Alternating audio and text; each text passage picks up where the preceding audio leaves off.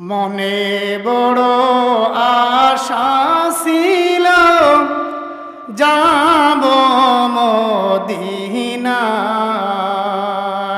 সবাই আমার সাথে সাথে বলেন, মনে বড় আশা ছিল যাব মদিনায়। সালাম আমি করব গিয়ে, সালাম আমি করব গিয়ে নবীজির রওজায়। মনে বড় আশা ছিল যাব মদিনায়। মনে বড় আশা ছিল যাব মদিনায়। আরব সাগর পাড়ি দিব, নাই যে আমার তরি, পাখি নই যে উড়ে যাব, ডানাতে ভর করি। আরব সাগর পাড়ি দিব, নাই যে আমার তরি, পাখি নই যে উড়ে যাব, ডানাতে ভর করি। আমার আশা আছে সম্বল নাই, আমার আশা আছে সম্বল নাই, করি কি উপায়। মনে বড় আশা ছিল যাব মদিনায়। মনে বড় আশা ছিল যাব মদিনায়।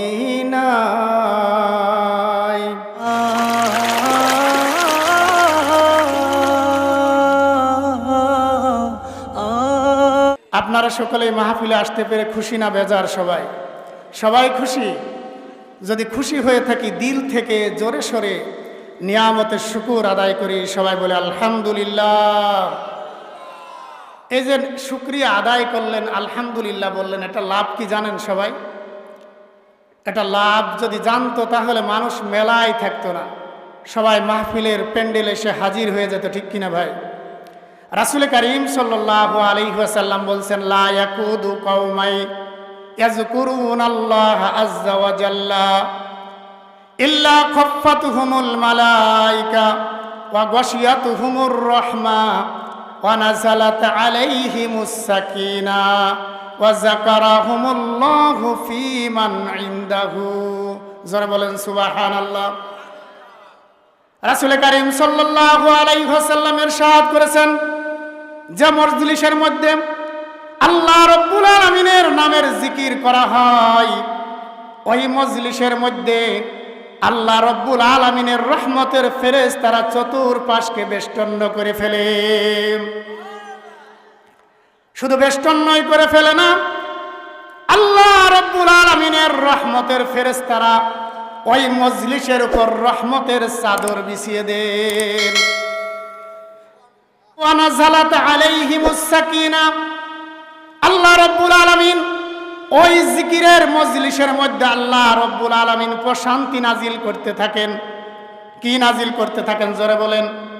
প্রশান্তি নাজিল করতে থাকেন। ওয়া যাকারাহুমুল্লাহু ফী মান ইনদাহু। শুধু তাই নয় প্রিয় ভাইরা আমার, আমরা এখানে যত মানুষ রয়েছি, আল্লাহ রাব্বুল আলামিনের কিছু স্পেশাল ফেরেশতা রয়েছে, যে ফেরেশতাদের সাথে আল্লাহ রাব্বুল আলামিন এই মজলিসে অবস্থানকারী প্রত্যেকটা ব্যক্তির নাম ধরে ধরে আল্লাহ রাব্বুল আলামিন ওই ফেরেশতাদের সাথে আলোচনা করতে থাকে। সুতরাং প্রিয় ভাইরা আমার, এই মজলিসে বসলে লাভ না ক্ষতি? জোরে বলেন, লাভ না ক্ষতি? এই মজলিসে বসলে শুধু লাভ আর লাভ।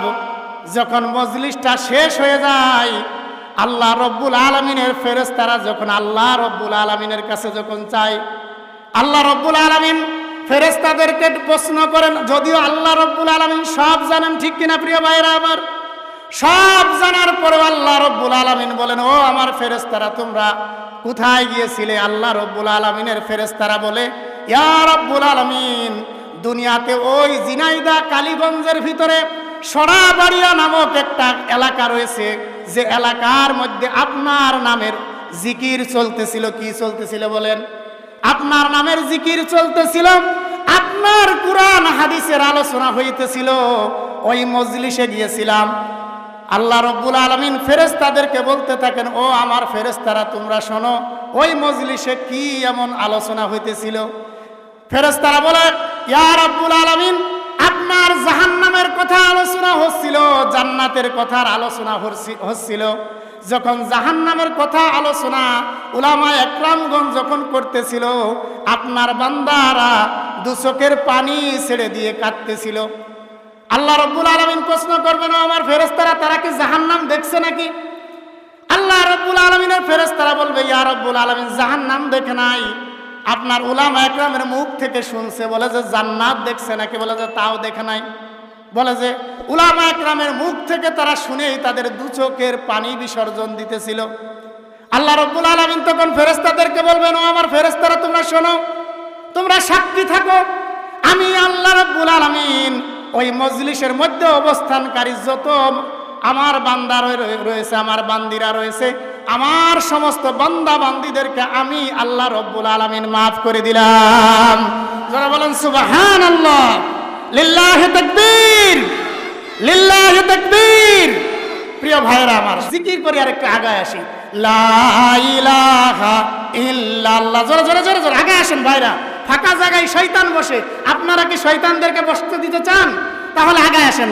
লা ইলাহা ইল্লাল্লাহ, লা ইলাহা ইল্লাল্লাহ। একটু আগে আসি ভাই, ভাই একটু আগে আসি, ফাঁকা জায়গা পূর্ণ করে বসি। লা ইলাহা ইল্লাল্লাহ, ইল্লাল্লাহ, লা ইলাহা ইল্লাল্লাহ মুহাম্মাদুর রাসূলুল্লাহ সাল্লাল্লাহু আলাইহি ওয়াসাল্লাম। আপনারা কি শয়তানরে খুশি করতে চান না আল্লাহরে খুশি করতে চান? কারা কারা আল্লাহরে খুশি করতে চান একটু হাত উঁচু করেন তো সবাই। আল্লাহ তুমি বান্দাদেরকে কবুল করো, আমিন। আর কারা কারা শয়তানরে খুশি করতে চান? চান না? না, যদি না চান তাহলে যারা পিছনে বসে আছেন সামনে আগে আসেন। যদি রহমত পেতে চান, অগ্রগামীদের দলে থাকেন, অগ্রগামী অগ্রগামী আগে আসেন, আগে আসেন প্রিয় ভাইরা আমার। অগ্রগামীদের দলে থাকতে চান না সবাই? আল্লাহ তাআলা আমাদেরকে কবুল করেন। আমি পবিত্র কুরআনুল কারীমের সূরাতুল বাকারার 153 নম্বর আয়াতে কারিমা পাঠ করছি। আল্লাহ রাব্বুল আলামিন যদি তৌফিক দান করেন, উক্ত আয়াতে কারিমার উপর সংক্ষিপ্ত আলোচনা করার জন্য চেষ্টা করব। সকলে বলেন আমিন। আল্লাহ রাব্বুল আলামিন ইরশাদ করেন, ইয়া আইয়ুহাল্লাযীনা আমানুস্তাঈনু, ইয়া আইয়ুহাল্লাযীনা আমানুস্তাঈনু বিস-সাবরি ওয়াস-সালাহ ইন্নাল্লাহা মা'আস-সাবিরিন। আল্লাহ রাব্বুল আলামিন বলেন, হে ঈমানদার বান্দারা, হে ঈমানদার বান্দিরা, তোমরা আমি আল্লাহ রাব্বুল আলামিনের কাছে সবর এবং নামাজের মাধ্যমে সাহায্য চাও। কিসের মাধ্যমে? জোরে বলেন। তোমরা সবর এবং নামাজের মাধ্যমে, সবর এবং নামাজের মাধ্যমে আমি আল্লাহ রাব্বুল আলামিনের কাছে সাহায্য চাও। ইন্নাল্লাহা মা'আস-সাবিরিন, নিশ্চয় আল্লাহ রাব্বুল আলামিন ধৈর্যশীলদের সাথেই রয়েছেন। জোরে বলেন সুবহানাল্লাহ। প্রিয় ভাইরা আমার, মানুষ যখন বিপদগ্রস্ত হয়ে যায়, যখন মুসিবতে পড়ে যায়, তখন মানুষ হিতাহিত জ্ঞান শূন্য হয়ে পড়ে, ঠিক কিনা বলেন? তখন মানুষ চিন্তা করে কুল পায় না, কার কাছে যাবে, কোথায় গেলে আমার বিপদ উদ্ধার হবে, ঠিক কিনা প্রিয় ভাইরা আমার? সুতরাং বিপদ যখন পড়ে যায় তখন মানুষ বিপদ থেকে বাঁচতে চায়। কি থেকে বাঁচতে চায় বলেন? বিপদ থেকে বাঁচতে চায়। আর আল্লাহ রাব্বুল আলামিন এই বিপদ থেকে বাঁচার জন্য আল্লাহ রাব্বুল আলামিন সাহায্য চাওয়ার কথা বলেছেন। কিসের কথা বলছেন? সাহায্য চাওয়ার কথা বলছেন। সাহায্যটা চাইতে হবে কার কাছে? জোরে বলেন, কার কাছে? মুসলমান। একটু জোরে না বললে আমার আবার আলোচনা ভালো জমে না। সাহায্যটা চাইতে হবে কার কাছে? আল্লাহ রাব্বুল আলামিনের কাছে সাহায্য চাইতে হবে। পাশাপাশি সাহায্য চাইলেই শুধু হবে না, কোন প্রক্রিয়ায় কোন নিয়মের সাহায্য চাইতে হবে এটাও আল্লাহ তাআলা বলে দিয়েছেন, কি দেন নাই? এই আয়াতের মধ্যে বলছেন সাহায্য তোমরা আল্লাহর কাছে চাইবে। কার কাছে? কিন্তু সাহায্য চাওয়ার পদ্ধতি হলো দুইটা। প্রথম নাম্বার হলো সবর। কি জোরে বলেন? প্রথম নাম্বার সবর, দ্বিতীয় নাম্বার হলো নামাজ। কি বলেন? নামাজ। এখানে প্রশ্ন আসতে পারে, নামাজের মাধ্যমেই তো সাহায্য চাওয়ার কথা আল্লাহ তাআলা অন্যত্র বলেছেন, তাহলে আগে সবরের কথা কেন আসলো? সবরের কথা আসার একটাই কারণ, মানুষ যখন বিপদে পড়ে যায় তখন মানুষ হুঁশ হারিয়ে ফেলে, মানুষ তখন বিপদগ্রস্ত হয়ে অন্যায়ের মধ্যে ধাবিত হয়। ঠিক কিনা বলেন? মানুষ তখন সুদের আশ্রয় নাই, ঘুষের আশ্রয় নাই, এমনকি মানুষ বড় ধরনের শিরিক পর্যন্ত করে ফেলে। ঠিক কিনা বলেন? সুতরাং আল্লাহ রাব্বুল আলামিন বলছেন, ও বান্দা বান্দিরা, তোমরা যখন বিপদগ্রস্ত হয়ে যাবে, প্রথম নম্বর শর্ত হলো তোমরা ধৈর্য ধারণ করবে। কি করবে বলেন? ধৈর্য ধারণ করবে। দ্বিতীয় নম্বর শর্ত হলো তোমরা আল্লাহ রাব্বুল আলামিনের কাছে নামাজের মাধ্যমে সাহায্য চাইবে। কিসের মাধ্যমে? জোরে বলেন। নামাজের মাধ্যমে সাহায্য চাইবে। আমরা প্রতি ওয়াক্ত নামাজ যখন আদায় করি, প্রতি রাকাত নামাজের মধ্যে কোন সূরা পড়ি? জোরে বলেন, কোন সূরা? সূরাতুল ফাতিহা আমরা পড়ি। সূরাতুল ফাতিহার মধ্যে আল্লাহ রাব্বুল আলামিন কি বলছেন? ইয়্যাকা না'বুদু ওয়া ইয়্যাকা নাস্তাইন। আল্লাহ রাব্বুল আলামিন বলছেন, আমরা একমাত্র তোমার ইবাদত করি এবং তোমার কাছে সাহায্য চাই। কার কাছে? জোরে বলেন। আল্লাহ রাব্বুল আলামিন বলছেন যে তোমরা যখন নামাজের মধ্যে নামাজ আদায় করবে এইভাবে সাহায্য চাইবে। ও মাবুদ, ইবাদত করি, তোমার সাহায্য চাই তোমার কাছে। কার কাছে? জোরে বলেন, কার কাছে? আল্লাহর কাছে সাহায্য চাইতে হবে। প্রিয় ভাইয়েরা আমার, সুতরাং যারা সবরের মাধ্যমে সাহায্য চায়, আল্লাহ রাব্বুল আলামিন বলছেন, ইন্নাল্লাহা মা'আস সাবিরিন, নিশ্চয়ই আমি আল্লাহ রাব্বুল আলামিন ধৈর্যশীলদের সাথেই রয়েছি। কাদের সাথে? জোরে বলেন, কাদের সাথে? ধৈর্যশীলদের সাথে আল্লাহ আছেন না নাই? সুতরাং প্রিয় ভাইয়েরা আমার আলোচনার বিষয় হলো সবর। কি বলেন? সবর বা ধৈর্য। সবর আরবি শব্দ, বাংলায় ধৈর্য। বাংলায় কি? ধৈর্য। সবর দুই প্রকার, তিন প্রকার। কয় প্রকার? জোরে বলেন। সবর তিন প্রকার। আস-সাবরু বিল মাসিয়া, গুনার ক্ষেত্রে সবর। কিসের ক্ষেত্রে সবর? গুনার ক্ষেত্রে সবর। আস-সাবরু বিল মুসিবাত, মুসিবাতে সবর। কিসে সবর? বিপদ আপদে সবর। আস-সাবরু বিল ইবাদাত, ইবাদতে সবর। তাহলে সবর কয় প্রকার প্রিয় ভাইয়েরা আমার? তিন প্রকার। কয় প্রকার? তিন প্রকার সবর। আল্লাহ তাআলা যদি তৌফিক দান করেন তিন প্রকারের উপর আলোচনা করার জন্য চেষ্টা করব ইনশাআল্লাহ। প্রথম নম্বর আস-সাবরু বিল মাসিয়া, গুনার ক্ষেত্রে সবর। আমাদের জীবন চলাচলে আমাদের সামনে গুনাহ আসে না? আসে কি আসে না? জোরে বলেন, আসে কি আসে না? এই যে আমাদের প্রত্যেকের হাতে অ্যান্ড্রয়েড ফোন দিয়ে দিয়েছেন কি দেন নাই? এই অ্যান্ড্রয়েড ফোন চালাইতে চালাইতে আমাদের সামনে উলঙ্গ বেপরদাশীল নারীর ছবি আসে কি আসে না? জোরে বলেন, আসে কি আসে না? আসে। তখন মনে করেন, তখন কি করবেন? ওইটাকে দেখবেন? তখন ধৈর্য ধারণ করবেন। কি করবেন? সবর করবেন। কি করবেন? সবর করবেন। আস-সাবরু বিল মাসিয়া, ইবাদতের ক্ষেত্রে, গুনাহের ক্ষেত্রে সবর করার প্রয়োজন আছে না নাই? জোরে বলেন, আছে না নাই? কিফিল নামক একজন জালিম ছিল। কি ছিল বলেন? রাসূল সাল্লাল্লাহু আলাইহি ওয়াসাল্লামের জন্মের অনেক পূর্বের ঘটনা। কিফিল নামক একজন জালিম ছিল যে এমন কোন অন্যায় নাই যা সে জীবনে করে নাই। কি করে নাই বলেন? এমন কোন অন্যায় নাই যা এই কিফিল করে নাই। একদিন ওই কিফিলের কাছে একজন সতী সাধবী, একজন নারী, সে ওই কিফিলের কাছে আসছে।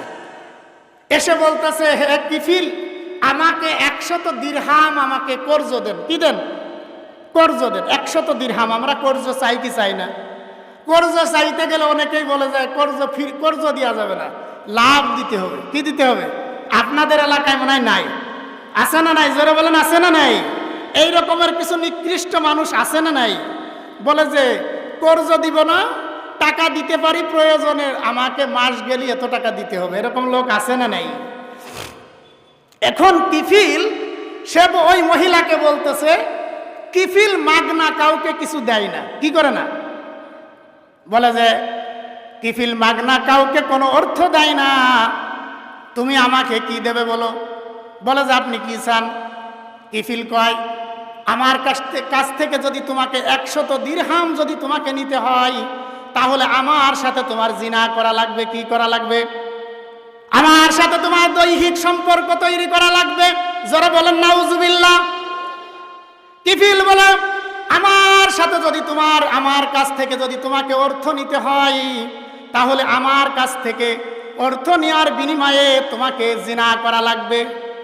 ওই মহিলা এতটা বিপদগ্রস্ত, এতটা মুসিবতের সম্মুখীন হয়েছে, মহিলার অর্থ না নিলেই নয়, বলছে যে ঠিক আছে আমাকে 100 দিরহাম দেন, তারপরে আমি দেখব। বলে যে দেখব বললে হবে না, নির্দিষ্ট সময়ে আমার কাছে তোমাকে আসা লাগবে। মহিলা টাকা নিয়ে চলে গেছে। ঠিক 2 দিন অথবা 3 দিন সময় ধার্য করে দিয়েছে। ওই মহিলাকে বলছে আমার কুঠিরে তোমাকে আসা লাগবে। ওই মহিলা হাজির হয়ে গেছে। মহিলা বড় বিপদগ্রস্ত, বড় মুসিবতের সম্মুখীন। ওই মহিলা না এসে উপায় নাই। কি নাই বলেন? না এসে উপায় নাই। কিফিল ওই মহিলাকে নির্জন একটা ঘরের মধ্যে নিয়ে গেছে। নিয়ে যাওয়ার পরে যখন তার সাথে দৈহিক সম্পর্কে লিপ্ত হবে, যখন জিনা করবে, ওই কিফিল তার কাপড় ধরে যখন টান দিছে, লক্ষ্য করে দেখে ওই মহিলার 2 চোখ বেয়ে বেয়ে পানি পড়তেছে। জোরে বলেন আল্লাহু আকবার। আরো জোরে বলেন আল্লাহু আকবার। ওই মহিলার 2 চোখ বেয়ে বেয়ে পানি পড়ে। কিফিল জিনা করা বাদ দিয়ে ওই মহিলার কাছে জিজ্ঞাসা করে, বোন তুমি কেন কাঁদো? কিসে তোমাকে কাঁদাই? এটা বড় আনন্দের একটি সময়, তুমি কেন কাঁদো? আমি ইতিপূর্বে অনেকের সাথেই এই রকমের জিনায় লিপ্ত হয়েছি, কেউ তো কাঁদে নাই। তুমি কেন কাঁদো? কে তোমাকে কাঁদাই? কিসের ভয় তোমাকে কাঁদাই? তুমি কি অসুস্থ নাকি আমাকে বলো। ওই মহিলা বলে, প্রিয় ভাইরা আমার, পর্দার অন্তরালে আমার মা ও বোনেরা, একটু লক্ষ্য করেন, বর্তমান জামানাটা এমন হয়ে গেছে, মহিলারা তো নিজেদের চরিত্রটাকে বিলিয়ে দেওয়ার জন্য প্রস্তুত। ঠিক কিনা বলেন? ঠিক কিনা?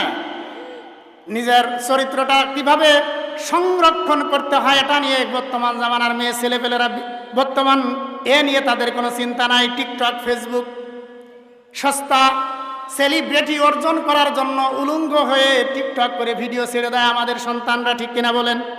আমাদের বোনেরা করে কি করে না প্রিয় ভাইয়েরা আমার? অথচ কিয়ামতের মাঠে লক্ষ লক্ষ কোটি কোটি জিনার গুনাহ নিয়ে হাজির হওয়া লাগবে কি লাগবে না? তাকে দেখে যত পুরুষ মনোবাসনা আকাঙ্ক্ষা নিয়ে যত পুরুষ তার দিকে তাকিয়েছে, কিয়ামতের মাঠে সমস্ত পুরুষের চোখের জিনা তার আমলনামায় লেখা হবে। ঠিক কিনা বলেন? যাই হোক প্রিয় ভাইয়েরা আমার, কিফিল ওই মহিলাকে জিজ্ঞাসা করে, হে তুমি কাঁদো কেন? কিসে তোমাকে কাঁদাই? ওই মহিলা বলে, কোন পুরুষ আমাকে জীবনে স্পর্শ করে নাই, জীবনে কোন পুরুষ আমাকে দেখে নাই। সুতরাং হে কিফিল, আমি দুনিয়ার কোন মানুষের ভয়ে কাঁদি না, একমাত্র আল্লাহর ভয়ে কাঁদি। কার ভয়ে? কিয়ামতের কঠিন মুসিবতের দিনে আল্লাহ রাব্বুল আলামিন যদি আমাকে জিজ্ঞাসা করে, এই অমক, তুমি সামান্য 100 দিরহামের জন্য তোমার চরিত্রটাকে তুমি বিক্রি করেছিলে, আমি আল্লাহ তাআলার সামনে কি জবাব দিব? আমি এই জন্য কাঁদি। কিফিল ওই মহিলার মুখের কথা শুনে তার বাকরুদ্ধ হয়ে গেছে, সে টেনশনে পড়ে গেছে, তার দিকে আর অগ্রসর হয় না। কিফিল ওই মহিলাকে বলে, এই শোনো, তুমি যে মাত্র 1 দিন আমার সাথে জিনায় লিপ্ত হবে, তাই তুমি আল্লাহ তাআলার ভয়ে কাঁদো। অথচ তুমি জানো না আমি জীবনে যে কত মহিলার চরিত্র হরণ করেছি, কত মহিলাকে নষ্ট করেছি। আহারে, আমি আল্লাহ তাআলার সামনে কিভাবে দাঁড়াবো? তোমাকে দেখে আমার মনে পড়ে গেল, আমি চিন্তায় পড়ে গেলাম, টেনশনে পড়ে গেলাম। যাও, তোমাকে আমি 100 দিরহাম সদকা করে দিলাম, যাও, তোমার 100 দিরহাম সদকা করে দিলাম, যাও, আমার সাথে তোমাকে জিনায় লিপ্ত হওয়া লাগবে না। সুতরাং প্রিয় ভাইয়েরা আমার, ওই রাতের বেলায় কিফিল নামক জালিমের ইন্তেকাল হয়ে গেছে। সকালে কিফিলকে এসে কিফিলের লাশ দেখার জন্য মানুষ এসেছে, আর সবাই বলতেছে জালিম মারা গেছে, ভালো হয়েছে। কে মারা গেছে বলেন? বলে জালিম মারা গেছে, ভালো হয়েছে। কিন্তু সকলেই যখন ওই কিফিলের লাশের উপর থেকে যখন তার চেহারার উপর থেকে যখন কাপড় সরায় দেখে যে ওই কিফিলের চেহারাটা পূর্ণিমার চাঁদের মতো জল জল করতেছে, জোরে বলেন সুবহানাল্লাহ। এবং তার চেহারার উপর লেখা রয়েছে কদ গাফারাল্লাহু আলাল কিফিল। এই তোমরা কিফিলকে জালিম বলো না, আমি কিফিলকে মাফ করে দিয়েছি। কি করে দিয়েছি বলেন? আমি কিফিলকে মাফ করে দিয়েছি। কিফিলকে তোমরা জালিম বলো না, কারণ এমন একটা মুহূর্তে কিফিল গুনার থেকে নিজেকে বাঁচিয়ে রেখেছে, এমন একটা মুহূর্তে কিফিল গুনার থেকে নিজেকে কন্ট্রোল করেছে যে জায়গার থেকে ফিরে আসা সম্ভব না। ঠিক কিনা বলেন? হ্যাঁ যারা বলেন ঠিক কিনা? ভাই সময় তো শেষ হয়ে গেছে, আলোচনা শেষ হয় নাই। যাই হোক, তারপরে সবরুবিল মুসিবত। সবরুবিল কি? মুসিবত। মুসিবতে ধৈর্য ধারণ। আমরা যখন মুসিবত আমাদের জীবনে আসে না নাই, আসে না নেই, বিভিন্ন ধরনের মুসিবত আসে, চিন্তা, টেনশন, পেরেশানি আসে কি আসে না? আসে কি আসে না? ভাই মুমিনের গায়ে যদি একটা মশাতেও কামড় দেয়, এর বিনিময়েও আল্লাহ তাআলা গুনাহ মাফ করে দেয়। বলেন সুবহানাল্লাহ। ক্বালান নবী সাল্লাল্লাহু আলাইহি ওয়াসাল্লাম, রাসূল কারীম সাল্লাল্লাহু আলাইহি ওয়াসাল্লাম বলছেন, মা ইউসিবুল মুসলিমা মিন নাসাবিন ওয়ালা ওয়াসাবিন ওয়ালা হাম্মিন ওয়ালা হুজনিন ওয়ালা গাম্মিন হাত্তা শাওকাতি ইউশাকুহা ইল্লা কাফফারাল্লাহু বিহা ইল্লা খাতিয়াহু। রাসূল কারীম সাল্লাল্লাহু আলাইহি ওয়াসাল্লাম বলছেন, মুমিন ব্যক্তির জীবনে যদি দুঃখ, বেদনা, পেরেশানি, চিন্তা, টেনশন যাই আসুক না কেন, এমনকি যদি মুমিন ব্যক্তির পায়ে যদি একটি কাঁটা ফোটে, কি ফোটে বলেন? মুমিন ব্যক্তির পায়ে যদি একটি কাঁটা ফোটে, ইল্লা কাফফারাল্লাহু বিহা ইল্লা খাতিয়াহু, বলে যে আল্লাহ রব্বুল আলামিন এর বিনিময়ে আল্লাহ তাআলা ওই মুমিন ব্যক্তির জীবনের সমস্ত গুনাহ মাফ করে দেয়। জোরে বলেন সুবহানাল্লাহ। সুতরাং আমাদের জীবনে বিপদ আপদ, চিন্তা, টেনশন আসে কি আসে না? আসে কি আসে না? রাসূল কারীম সাল্লাল্লাহু আলাইহি ওয়াসাল্লাম অন্যত্র বলেছেন, মা ইউরিদুল্লাহু বিহি খায়রান ইউসিবু মিনহু, বলে যে কোন ব্যক্তির আল্লাহ রব্বুল আলামিন যদি ভালো চান, কল্যাণ চান, আল্লাহ রব্বুল আলামিন ওই ব্যক্তির জীবনে মুসিবত দান করেন। যারা বলেন সুবহানাল্লাহ। আর আমরা কি বলি? আমরা কি বলি ভাই? আমরা বলি যে আল্লাহ তাআলা কি আমাকে ছাড়া অন্য কাউরে কি দেখে না? কি বলি কি বলি না? বলি কি বলি না? এই কথা কি বলা যাবে? এই কথা কি বলা যাবে? বরং তখন শুকরিয়া আদায় করতে হবে। মুসিবত দেওয়ার মালিক কে? যারা বলেন কে? মুসিবত থেকে রক্ষা করার মালিক কে? জোরে বলেন কে? আল্লাহ। রাসূল কারীম সাল্লাল্লাহু আলাইহি ওয়াসাল্লাম, এটাও সহিহ বুখারী শরীফের হাদিস, ক্বালান নবী সাল্লাল্লাহু আলাইহি ওয়াসাল্লাম, মা ইয়াজালুল বালাউ বিল মুমিনি ওয়াল মুমিনাতি ফি নাফসিহি ওয়া ওয়ালাদিহি ওয়া মালিহি। রাসূল কারীম সাল্লাল্লাহু আলাইহি ওয়াসাল্লাম বলছেন, মুমিন ব্যক্তি, মুমিন নরনারীর জীবনে লাগাতার বিপদ আসতে থাকা, বিপদ আসতে থাকে কি থাকে না? বলে যে মুমিন ব্যক্তির জীবনে লাগাতার বিপদ আসতে থাকা, দুশ্চিন্তা, পেরেশানি আসতে থাকা। বলে যে ওয়ালাদিহি ওয়া মালিহি, তার সন্তান সন্ততিদের জীবনে, তার ধন সম্পদের উপরে যখন বিপদ আসতে থাকে, হাত্তা আলকাল্লাহু তাআলা ওয়া মা আলাইহি খাতিয়া। বলে যে রাসূল কারীম সাল্লাল্লাহু আলাইহি ওয়াসাল্লাম বলেন যে মুমিন ব্যক্তির বিপদ মুসিবত আসতে আসতে আসতে আসতে সে এমন একটা পর্যায়ে গিয়ে অবস্থান করে যে ওই মুমিন ব্যক্তির আমল নামায় আর কোনো গুনাহ থাকে না। জোরে বলেন সুবহানাল্লাহ। আর কোনো কি থাকে না? কোনো গুনাহ থাকে না। প্রিয় ভাইরা আমার, সুতরাং প্রিয় ভাইরা আমার, আমি একটা ঘটনা ছিল সাহাবার তালহা রাদিয়াল্লাহু তাআলা আনহুর ঘটনা। ভাই এদিক থেকে বারবার কোরআন নাড়তেছেন, ভাই সময় শেষ, অনেক আলোচকের সংখ্যা অনেক, সবাইকে তো সময় দেওয়া লাগবে, ঠিক কিনা ভাই? যদি কোনোদিন সময় হয়, সুযোগ হয়, যদি তৌফিক আল্লাহ তাআলা দান করে, ইনশাআল্লাহ আপনাদের সামনে আলোচনা করব, শোনাবো। এরপর আছে সবরুবিল ইবাদত। আমি সংক্ষিপ্ত ভাইয়ের কাছ থেকে 2টা মিনিট চেয়ে নিয়ে আমি সবরুবিল ইবাদত সম্পর্কে 2 মিনিট বলে শেষ করে দিচ্ছি, যেহেতু 3টা সবরের বিষয়। তাহলে মুসিবতে ধৈর্য ধারণ করলে আল্লাহ তাআলা গুনাহ মাফ করে। কি করে বলেন? গুনাহ মাফ করে। এরপর আছে সবরুবিল ইবাদত। আপনারা বলবেন যে ইবাদতে আবার সবর করে কিভাবে? এরকম প্রশ্ন আছে না নাই? আছে না নাই? বা ইবাদতে সবর করার প্রয়োজন আছে না নাই? আমাদের মসজিদে ঢুকলে কিছু মুসল্লি বলেন 1 মিনিট 2 মিনিটে 4 রাকাত নামাজ পড়ে কি পড়ে না? পড়ে কি পড়ে না? আছে না এরকম? আবার অনেকে আছে রোজার সময় আর 1টা মিনিট দেরি করলে ভালো হয়, অনেকেই তাড়াহুড়া করে ইফতার করে কি করে না? করে কি করে না? সুতরাং ইবাদতের ক্ষেত্রে সবর করার প্রয়োজন আছে না নাই? আমরা মসজিদে যেয়ে থাকতে চাই না, আমরা বাজারে গিয়ে থাকতে চাই। কেন? এখানে গীবতের আলোচনা হয়। কি হয়? সুতরাং মসজিদে থাকলে আমলনামায় গুনাহ লেখা হয় না নেকি লেখা হয়? সবাই বলেন তো কি লেখা হয়? নেকি লেখা হয়। আনতা আবুদাল্লাহা কাআন্নাকা তারাহু ফাইন লাম তাকুন তারাহু ফাইন্নাহু ইয়ারাক। রাসূল কারীম সাল্লাল্লাহু আলাইহি ওয়াসাল্লাম বলেন, তুমি যখন নামাজে দাঁড়াবে এমন ভাবে নামাজে দাঁড়াবে যে তুমি যেন আল্লাহ তাআলাকে দেখছো। কাকে দেখছো বলেন? বলে যে তুমি যেন আল্লাহ তাআলাকে দেখছো। তুমি যদি আল্লাহ তাআলাকে নাও দেখতে পাও তাহলে তুমি মনে মনে চিন্তা করবে, আমি আল্লাহ তাআলাকে না দেখলে কি হবে? আমার তো সেই চোখ নাই, আমি তো গুনাহ করে করে আমার চোখটাকে নষ্ট করে ফেলেছি, দিলের চোখটাকে নষ্ট করে ফেলেছি।